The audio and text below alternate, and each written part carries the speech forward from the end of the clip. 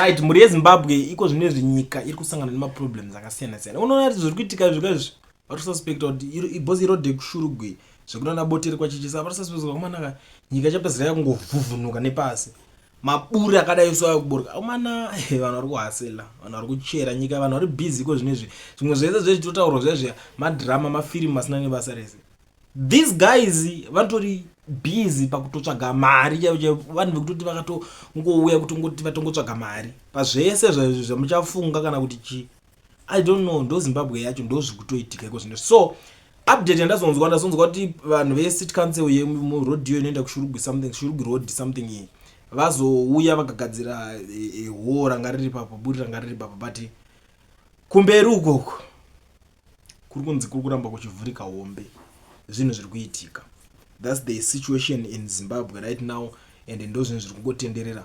People are making money. Zvimwe zvacho if you come here and try to oppose them unobva wapedzera kutanga pamwe uri kuita jealous about them, but at the end of the day tiri kuzongoti kana nyika ichikwanisa kunge ichipachitorwa zvese mari ichitorwa zvakadaro munyika ine maresources ayo achitorwa achifufunurwa zvakudaro chiri kuzonetsa kuti nyika iyoyo semunyika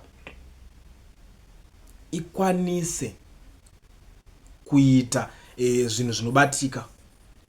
Tinganzi vanhu goridhe richicherwa zvokudai so chikorokoza chiitwa zvakadai munyika monzi tiri kushaya manhingirikini emushini ekenza nyika ichiitika zvakadai so zvezvi poshayikwa zvinhu zvidiki amanaka this country iri pamahwani nyika inei.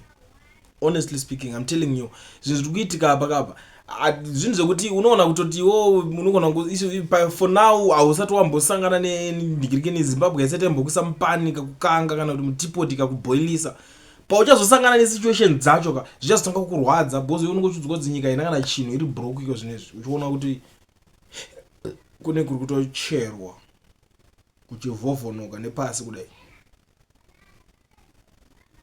Akasi kutanga zvakatomboitika if you still remember guys maphotos aya akambotenderera aya zvinhu zvaingoitika now zvichingoripo kuitika futi kwasadza. I don't know kana muna zvekutaura ngationesa nemucomment section because muri kuionawo situation handidi zvinhu zvekuti panapa mbozoya mutango nditi iwo ndiwo nongochingojamuka uchingodidi imimi jamuka iwo tinzwa ndiudzewo zvamuri kufunga panyaya iyoyi because kutocherwa kuri kutoitwa zvicherwa zvenyika zvichitobuda zvichitoenda vamwe venyu munongozongoya makungoti aiwa zvinhu zvacho zvakaitika rini panozonzi Zimbabwe pakabuda mari yakadai so pakarohwa mari yakadai so munozoshamisika kuti mari yacho yakarohwa hau kupi nani.